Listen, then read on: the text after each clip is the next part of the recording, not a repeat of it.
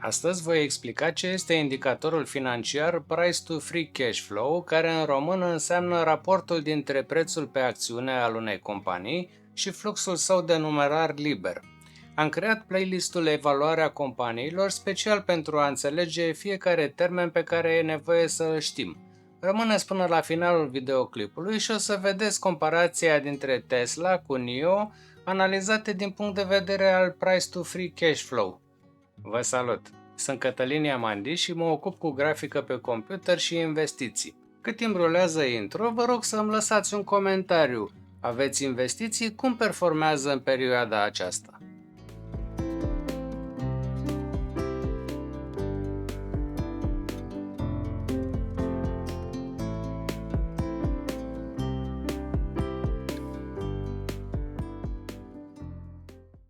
Scopul acestei prezentări este educativ și exemplele oferite nu sunt recomandări de investiții. Haideți să revenim la subiectul de astăzi. Price to Free Cash Flow reprezintă un raport financiar important utilizat pentru a vedea valoarea unei companii listate la bursă. Fluxul de numerar liber reprezintă suma de bani rămasă unei companii după ce aceasta și-a plătit toate cheltuielile operaționale și investițiile necesare pentru a-și menține sau extinde activitatea. Cu alte cuvinte, este vorba despre banii pe care o companie îi poate folosi pentru a plăti dividende, a răscumpăra acțiuni sau a reinvesti în afacere. Acest indicator este important pentru că oferă o imagine mai clară asupra valorii intrinsece a unei companii decât alte raporturi, cum ar fi raportul preț-câștig PE. Acest lucru se datorează faptului că fluxul de numerar liber este un indicator mai stabil al performanței unei companii decât profitul net, care poate fi influențat de diferite metode de contabilitate. Haideți să vedem cum se interpretează Price to Free Cash Flow. Când acesta este scăzut, indică faptul că o companie este relativ ieftină în raport cu fluxul său de numerar liber. Cu alte cuvinte, investitorii plătesc mai puțin pentru fiecare unitate de flux de numerar generată de companie. Un price to free cash flow ridicat sugerează că o companie este relativ scumpă în raport cu fluxul său de numerar liber. Acest lucru poate indica o supraevaluare sau că investitorii se așteaptă la o creștere semnificativă a fluxului de numerar în viitor. Acum haideți să înțelegem și ce limitări are indicatorul Price to Free Cash Flow. Fluxul de numerar liber poate varia în funcție de ciclurile economice și de condițiile specifice industriei. Companiile care fac investiții semnificative în active fixe pot avea un flux de numerar liber mai scăzut pe termen scurt, chiar dacă perspectivele pe termen lung sunt pozitive. Estimarea exactă a fluxului de numerar liber poate fi dificilă, în special pentru companiile cu modele de afaceri complexe. Este important să se analizeze acest indicator împreună cu alți metrici financiari și să se țină cont de contextul general al pieței și al industriei.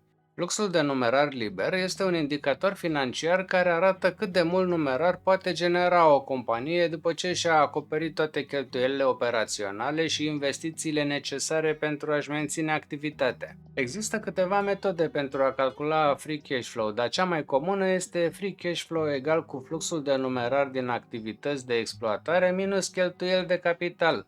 Fluxul de numerar din activități de exploatare reprezintă banii generați de activitatea principală a companiei. Se găsește în situația fluxurilor de trezorerie. Cheltuielile de capital, CAPEX, sunt investițiile în active fixe, cum ar fi clădiri, echipamente sau tehnologie.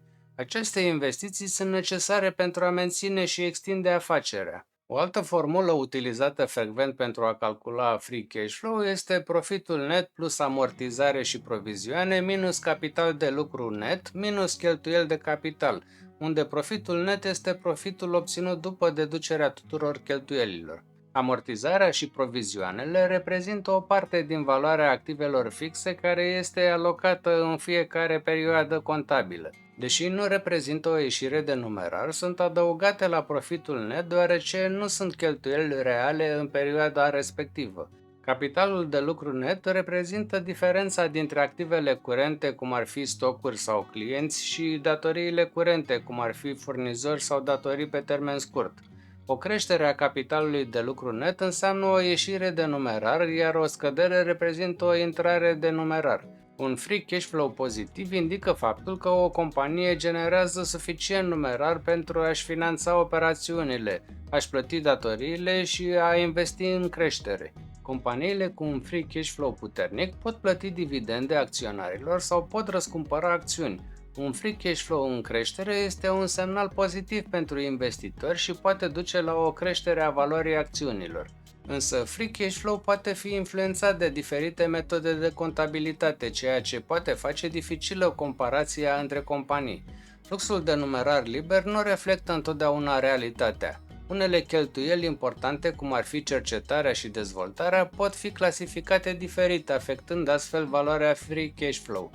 De asemenea, free cash flow poate varia semnificativ de la un an la altul din cauza factorilor economici și specifici industriei. Acum că am explicat acești termeni, să facem o comparație între Tesla și compania NIO din punct de vedere al price to free cash flow.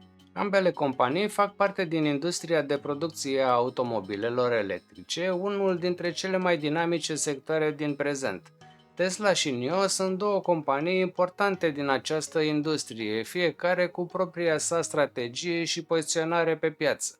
Price to free cash flow este un indicator cheie pentru a evalua dacă prețul unei acțiuni este justificat de capacitatea companiei de a genera bani.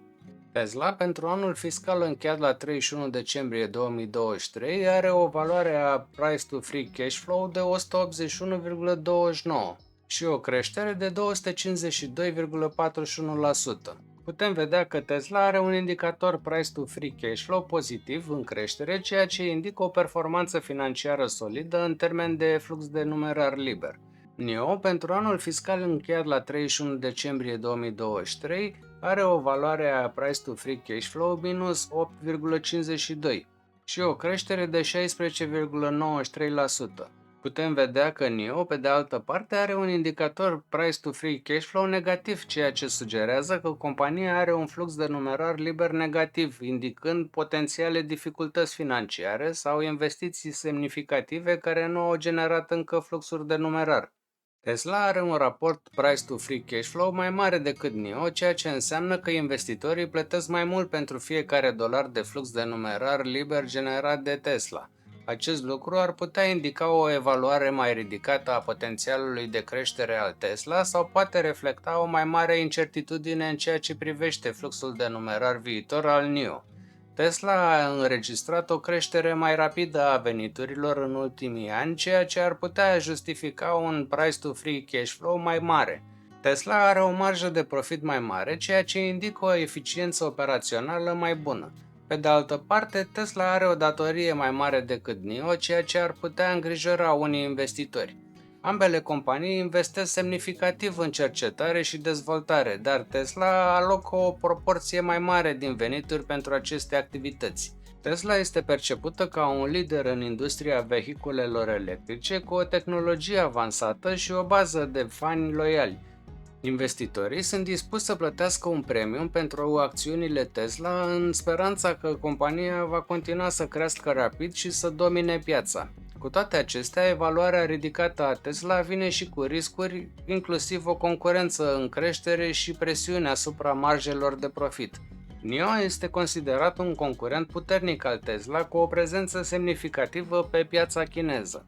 NIO are o evaluare mai modestă decât Tesla, ceea ce ar putea reprezenta o oportunitate pentru investitori, dar și un risc dacă compania nu reușește să își atingă obiectivele de creștere. Această prezentare este un rezumat concis și oferă direcții de studiu pentru cei care doresc să aprofundeze subiectul.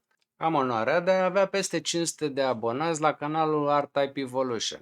Acest prag a deblocat posibilitatea de a vă alătura canalului meu. Vă încurajez să alegeți unul dintre abonamentele plătite dacă apreciați conținutul postat și doriți să sprijiniți această inițiativă. Am înființat și un grup pe Facebook unde îmi face plăcere să vă invit pentru discuții și idei. Este numit Cercul Prosperității Financiare. Aveți și linkul în primul comentariu al materialului. Voi continua să vă aduc plus valoare postând analize și materiale educaționale ca acesta în fiecare săptămână. Ca de obicei, mulțumesc frumos tuturor și vă rog să vă abonați și să vă alăturați canalului meu. Am nevoie de susținerea voastră. Apăsați butonul de like dacă ați urmărit până aici videoclipul și vă rog să distribuiți acest material ca să ridicăm împreună nivelul de educație financiară în România.